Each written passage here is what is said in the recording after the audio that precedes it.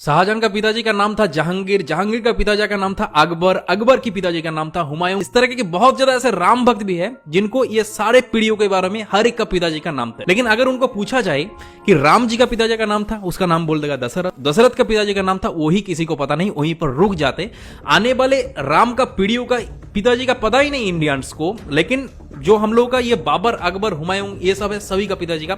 एक के बाद एक पूरा एकदम 7 पीढ़ियों तक नाम एक के बाद एक बोल देगा। तो दरअसल आज की इस वीडियो के अंदर आप लोगों को राम जी का पूरा पीढ़ियों के बारे में कि कहां से राम जी आए थे, वीडियो को इतने ज्यादा लोगों के साथ शेयर करो ताकि हर एक इंडियंस को ये राम जी का पूरा पीढ़ियों के बारे में पूरा पता चले। तो प्रभु श्री राम जी का पिताजी का नाम था दशरथ, दशरथ के पिताजी का नाम था अज, अज के पिता का नाम था नाभाग, नाभाग के पिता का नाम था ययाति, ययाति के पिता का नाम था नहुष, नहुष के पिता का नाम था अम्बरीशी, अम्बरीशी पिता का नाम था प्रशुशुक, प्रशुशुक के पिता का नाम था मरु, मरु के पिता का नाम था सिग्रग, सिग्रग के पिता का नाम था अग्निवर्ण, अग्निवर्ण के पिता का नाम था सुदर्शन, सुदर्शन के पिता का नाम था संखन, संखन के पिता का नाम था प्रबद, प्रबद के पिता का नाम था अंजुमन, अंजुमन के पिता का नाम था दिलीप, दिलीप के पिता का नाम था भागीरथ। और ये वही भागीरथ है जो गंगा को पृथ्वी पर ले आई, जिसको आप लोग भागीरथ के नाम से भी जाना जाता है। राजा भागीरथ के पिता का नाम था कुकुस्त, कुकुस्त के पिता का नाम था रघु। और ये रघु वही राजा है जिनके नाम पर ये रघुकुल पड़ा है। ये बहुत ही पराक्रमी और तेजस्वी राजा थे। आज भी कहा जाता है कि रघुकुल रीत सदा चली, प्राण जाई पर बचन न जाए। तो राजा रघु के पिता का नाम था राजा असमंज, राजा असमंज के पिता का नाम था राजा सगर, राजा सगर के पिता का नाम था राजा